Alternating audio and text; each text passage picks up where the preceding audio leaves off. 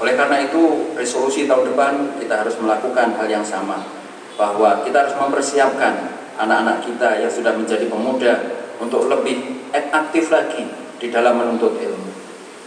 Oleh karena itu kita jadi ingat terhadap apa yang dikatakan oleh Muhammad Al-Fatih rahimahullah.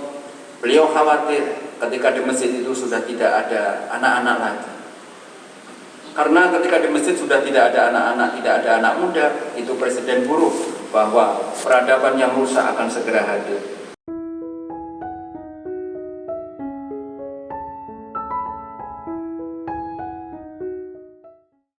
Kepada Ustadz Shadiq Khalidi NPD kami persilakan. Assalamualaikum warahmatullahi wabarakatuh. Alhamdulillahirabbil alamin wal 'aqibatul muttaqin wala 'udwana illa 'alal zalimin. Assalatu wassalamu ala asrofil anbiya'i wal mursalin wa ala alihi wa sahbihi ajma'in. Yaqulullahu tabaraka wa ta'ala fi kitabihil karim. A'udzu billahi minasyaitonir rajim. Ya ayyuhalladzina amanu taqullaha wa tanzur nafsum ma qaddamat lighad wattaqullaha innallaha khabirum bima ta'malun. Wa qala ya ayyuhalladzina amanu in tattaqullaha yaj'al lakum furqana wa yukaffir ankum sayyi'atikum wa yaghfir lakum wallahu dzul fadlil 'azim. Wa qala innahu may yattaqi wa yasbir fa innallaha la yudhi'u ajral muhsinin. Wa qala innallaha ma'al ladzina taqaw wal ladzina hum muhsinun.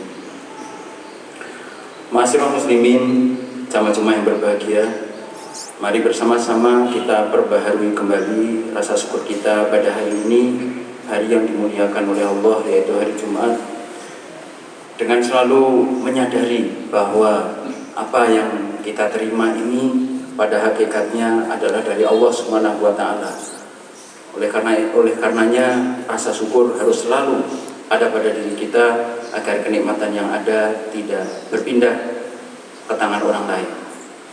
Karena pada hakikatnya ada dua opsi yang ada pada kita menyikapi nikmat itu, antara mensyukuri atau mengkufurinya.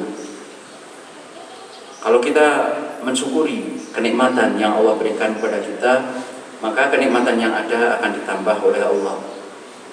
Yang kedua, pada hakikatnya rasa syukur itu efeknya bukan kepada orang lain, tapi kepada diri kita sendiri.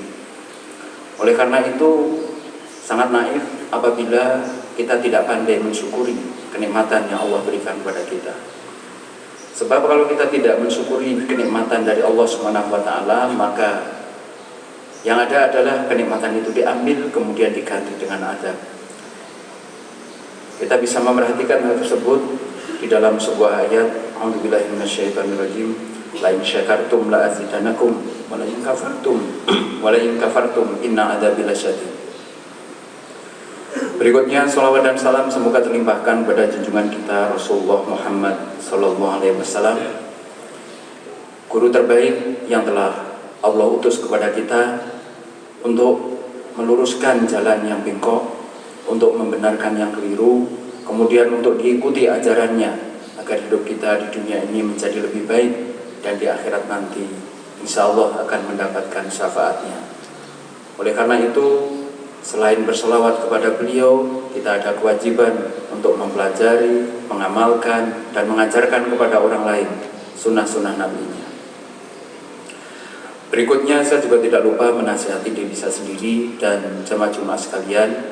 Mari bersama-sama kita bertakwa kepada Allah Subhanahu wa Ta'ala, dan jangan sampai kita mengakhiri hidup kita kecuali sebagai seorang muslim. Ini yang telah Allah wasiatkan kepada kita di dalam firman-Nya. A'udzubillahi minasyaitonirrajim. Ya ayyuhalladzina amanu taqullaha haqqa tuqatih wa la tamutunna illa wa antum muslimun.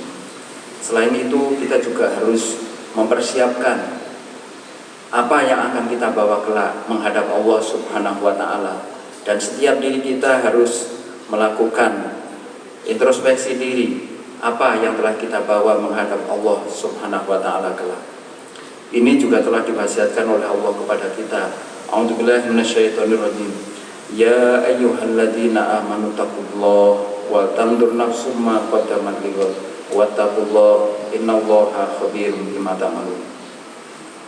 Ma'asyiral muslimin, jamaah yang berbahagia. Di dalam sebuah hadis muttafaq alaih, Rasulullah telah bersabda dari Abi Hurairah radhiyallahu anhu, anin Nabi sallallahu alaihi wasallam qala, sab'atun yudhilluhumullahu fi dhillihi yauman la dhillun illa dhilluh. Dari Abu Hurairah radhiyallahu anhu bahwa Rasulullah SAW telah bersabda, ada 7 golongan yang dinaungi oleh Allah di dalam naungannya, yang pada hari itu tidak ada naungan yang lain kecuali naungan Allah. Yang pertama yaitu al-imamul adil, atau imam yang adil. Adil di sini tentunya kita telah mendapatkan definisi yang simpel tetapi cukup jelas, yaitu lawan dari dolim. Dolim adalah meletakkan sesuatu tidak pada tempatnya. Maka imam yang adil, maka dia akan berusaha meletakkan sesuatu pada tempatnya, sehingga dia menjadi sosok orang yang bertanggung jawab. Dan ini kita bisa melihat suri tauladannya pada Rasulullah dan Khulafaur Rasyidin.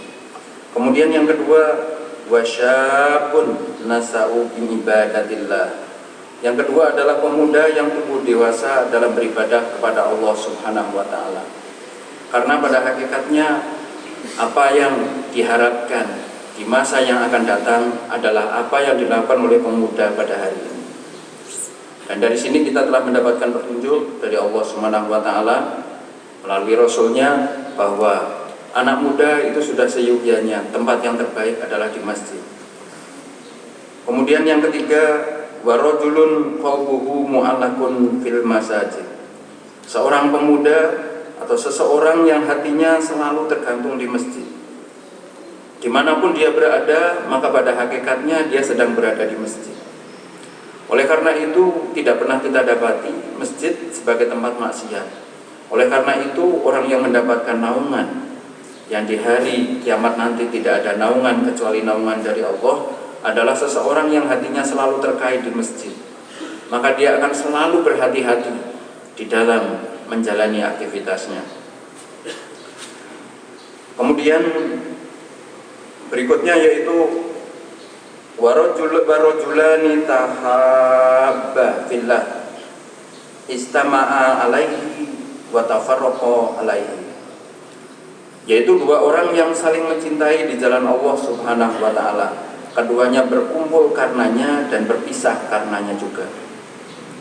Di sini kita bisa melihat sebuah pepatah bahwa sahibuka man abkaka wala man adhakaka. Sahabatmu yang sejati adalah yang bisa membuat kamu menangis terharu, bukan yang membuat engkau tertawa.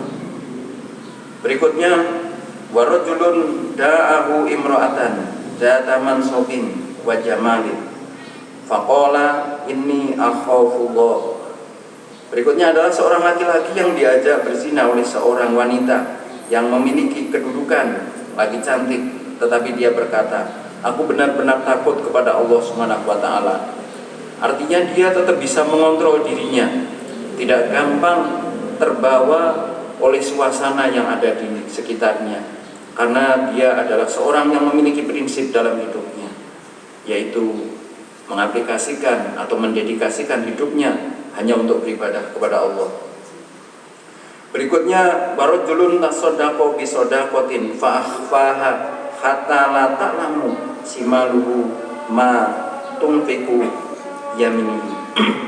Seseorang yang bersedekah dengan sebuah sedekah lalu ia menyembunyikannya sehingga tangan kirinya tidak tahu apa yang diinfakkan oleh tangan kanannya. Dan yang terakhir adalah warajulun dzakarallaha khaliyan faqasat ainahu. Orang yang berzikir kepada Allah di saat sepi lalu ia meneteskan kedua air matanya. Hadis riwayat Bukhari nomor 1423 dan hadis riwayat Muslim nomor 1031. Ma'asyiral muslimin, jamaah yang berbahagia. Ini kalau kita perhatikan dalam hadis muttafaq alaih ada 7 golongan. Kemudian bisa kita buat kesimpulannya sebagaimana diriwayatkan oleh Imam Abu Dawud, ada 5 golongan yang tidak mendapatkan naungan di hari kiamat nanti kecuali naungan dari Allah. Yang pertama sama, yaitu orang yang mendapat naungan, yaitu adalah pemimpin yang adil.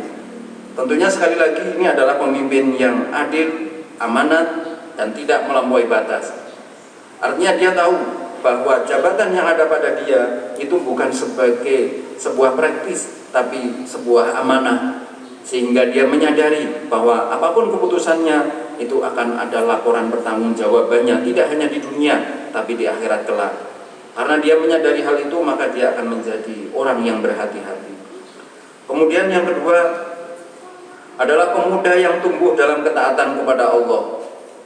Mahasiswa muslimin, sama-sama yang berbahagia, Ibnu Hajar al-Asqalani menjelaskan hal ini sebagai bahwa pemuda adalah secara umum tinggi nafsunya di dalam mengejar dunia, dan implikasinya biasanya lalai dari akhirat.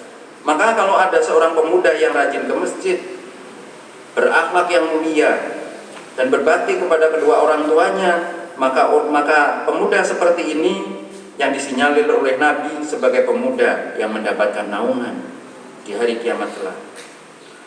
Kemudian yang ketiga, sekali lagi di sini kita perhatikan apa yang dikatakan oleh Ibnu Hajar al-Asqalani tentang orang yang hatinya selalu terkait di masjid. Ini tentunya maksudnya kita, golongan Adam atau kaum laki-laki. Karena pada hakikatnya wanita lebih layak di rumah. Untuk sholat fardu pun seorang wanita dianjurkan untuk di rumah dan pahalanya lebih besar. Adapun kita kaum Adam, maka tempat sholat kita adalah di masjid. Laki-laki yang hatinya terkait di masjid adalah yang biasa menunggu sholat setelah sholat. Artinya dia bisa mengambil atau mengisi waktu, misalkan di antara maghrib dan isya dengan bermajelis ilmu syar'i, kajian Al-Quran dan hadis Rasul Sallallahu Alaihi Wasallam. Bisa juga pengertiannya adalah orang yang selalu mengingat sholat berjamaah di tengah padatnya aktivitasnya. Berikutnya yang keempat adalah dua orang yang saling mencintai karena Allah, yaitu keduanya berkumpul dan berpisah karena Allah, yaitu mereka yang berteman karena Allah. Karena pada kebanyakan manusia orang berteman itu karena faktor duniawi. Maka orang yang mendapatkan naungan dari Allah adalah mereka yang bersahabat karena faktor kesolehan, bukan karena faktor dunia dan harta benda. Maka pertemanan seperti ini tidak hanya di dunia tapi nyambung nanti sampai di akhirat nanti. Sebagaimana yang difirmankan oleh Allah dalam surat Az-Zukhruf, al-akhillau ba'duhum yaumaidin aduwwun minda, bahwa persaudaraan di dunia maka pada hari kiamat nanti akan berubah menjadi permusuhan, kecuali mereka yang bersahabat karena Allah Subhanahu wa taala.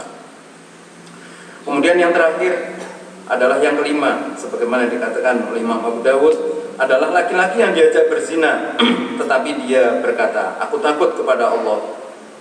Kemudian Ibnu Hajar al-Asqalani memberikan contoh bahwa Nabi Yusuf alaihissalam tertarik kepada permaisuri Raja Mesir dan sebaliknya. Karena Allah menolong dan melindungi Nabi Yusuf, maka beliau tidak terjebak ke dalam zina. Ini yang dimaksud oleh Ibnu Mas'ud radhiyallahu anhu ketika beliau berkata, la haula an maksiatillah illa bi ismatihi wala quwwata ala ta'atin illa bi ma'unatihi. Tidak ada daya untuk menghindarkan diri dari maksiat kecuali dengan perlindungan dari Allah, dan tidak ada kekuatan untuk melaksanakan ketaatan kecuali dengan perlindungan Allah. Oleh karena itu, mahasiswa muslimin, jamaah-jamaah yang berbahagia, di dalam kehidupan dunia yang singkat ini, kita jangan sampai salah dalam melangkah. Bagaimana kita menjadi termasuk mereka 7 golongan yang mendapatkan naungan di sisi Allah kelak. Aqulu qouli hadza wa astaghfirullah li wa lakum wa lisa'iril muslimina min kulli dhanbin fastaghfiruh innahu huwal ghafurur rahim. Alhamdulilladzi hamdan katsiran kama amar. Assalatu wassalamu ala Rasulillah wa ala alihi wa ashabihi wa mawala. Yaqulullahu tabaraka wa ta'ala fi kitabihil karim. A'udzu billahi minasyaitonir rajim. Innallaha ma'al ladzina taqaw wal ladzina hum muhsinun. Ma'asyiral muslimin, jamaah-jamaah yang berbahagia, pada kesempatan khutbah yang kedua ini ingin kami tambahkan bagaimana teknisnya supaya seorang anak muda itu bisa terkait hatinya di masjid. Dijawab oleh Imam At-Tirmidzi rahimahullah bahwa pemuda yang benar itu adalah pemuda yang berkembang dengan ilmu pengetahuan. Artinya seorang anak muda itu pasti dia akan memaksimalkan waktunya untuk menambah bekal hidupnya, dan tidak ada bekal yang terbaik di dalam hidup ini kecuali dengan bekal ilmu. Oleh karena itu, resolusi tahun depan kita harus melakukan hal yang sama, bahwa kita harus mempersiapkan anak-anak kita yang sudah menjadi pemuda untuk lebih aktif lagi di dalam menuntut ilmu. Kemudian resolusi yang kedua, agar kemuliaan Islam bisa diraih kembali, seperti yang dikatakan oleh Imam At-Tirmidzi, bahwa peradaban yang benar itu peradaban yang ada di masjid. Ini senada dengan apa yang disabdakan oleh Rasulullah tadi, bahwa orang yang mendapatkan naungan di sisi Allah adalah mereka yang hatinya terkait di masjid. Oleh karena itu tidak mungkin suatu peradaban akan maju sementara masjidnya kosong. Oleh karena itu kita ada kewajiban bagaimana kita memaksimalkan diri kita untuk lebih banyak aktif lagi di masjid yang ada di sekeliling kita. Karena pada hakikatnya peradaban yang benar itu ada di masjid. Oleh karena itu kita jadi ingat terhadap apa yang dikatakan oleh Muhammad Al-Fatih rahimahullah. Beliau khawatir ketika di masjid itu sudah tidak ada anak-anak lagi. Karena ketika di masjid sudah tidak ada anak-anak, tidak ada anak muda, itu presiden buruk bahwa peradaban yang rusak akan segera hadir. Oleh karena itu bagaimana bangsa kita ke depan itu tercermin dari masjid kita hari ini. Oleh karena itu kita jangan lalai untuk kesekian kalinya bahwa tahun depan kita harus lebih memakmurkan masjid-masjid kita. Kemudian yang ketiga, wanita yang benar itu ada di rumah. Dalam arti kata ini apa yang dikatakan oleh Allah Subhanahu wa taala, supaya seorang wanita itu lebih melazimi di rumah. Karena apabila seorang ibu sudah keluar dari rumah, kepada siapa si anak itu akan mengadukan permasalahannya ketika dia balik lagi ke rumah, ketika ternyata di rumah tidak ada orang tuanya, terutama ibunya. Kemudian yang terakhir, tempat pendosa, tempat orang yang berbuat dosa, kata Imam At-Tirmidzi, di dunia ini yang benar adalah di penjara. Tempat pendosa yang paling benar di dunia ini adalah di penjara. Artinya kita harus mengekang perilaku-perilaku maksiat, perilaku menyimpang dari aturan Allah Subhanahu wa taala. Jangan diberi ruang yang bebas, karena ini akan mempengaruhi anak-anak muda kita. Oleh karena itu kita sebagai anak muda tentunya pandai memilah dan memilih kepada siapa harus bergaul, kepada siapa harus berteman. Karena tentunya kita bisa berpikir ke depan bahwa kehidupan yang singkat ini menjadi taruhan kelak di hari kiamat. Bagaimana kita akan mendapatkan naungan di sisi Allah sementara kita bersahabat, kita berteman dengan sesama anak muda, tapi anak muda ini anak muda yang akhlaknya buruk. Maka ini hanya akan merugikan kita. Oleh karena itu mari kita bergandeng tangan sesama orang-orang yang soleh, sesama orang-orang yang baik untuk memakmurkan masjid supaya peradaban Islam kembali kepada kita.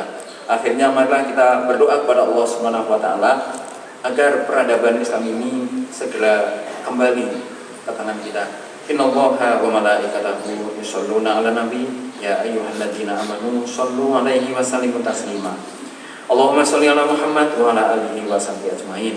Allahumma ighfir lil muslimina wal muslimat wal mu'minina wal mu'minat al ahya'i minhum wal amwat innaka sami'un qaribun mujibud da'wat wa ya qadiyal hajat. Rabbana ighfir lana wa li ikhwanina alladziina sabaquna bil iman wa la taj'al fi qulubina ghillan lil ladziina amanu rabbana innaka ra'ufur rahim.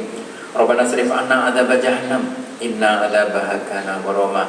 Rabbana hab lana min azwajina wa dzurriyyatina qurrata a'yun waj'alna lil muttaqina imama.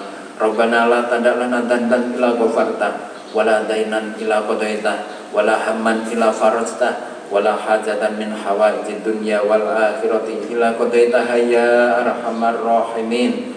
Rabbana innana sami'na munadiyan yunadi lil iman an aminu bi rabbikum fa amanna. Rabbana faghfir lana dzunubana wa kaffir anna sayyi'atina wa tawaffana ma'al abrar. Rabbana wa atina ma wa'atana ala rusulika wa la tukhzina yaumal qiyamah innaka la tukhliful mi'ad. Rabbana atina fid dunya hasanah wa fil akhirati hasanah wa qina adzabannar. Ibadallah, Innallaha ya'muru bil 'adli wal ihsan wa ita'i dzil qurba wa yanha 'anil fahsya'i wal munkar wal baghi ya'idukum la'allakum tadhakkarun. Wa la dzikrullahi akbar. Aqimis shalah.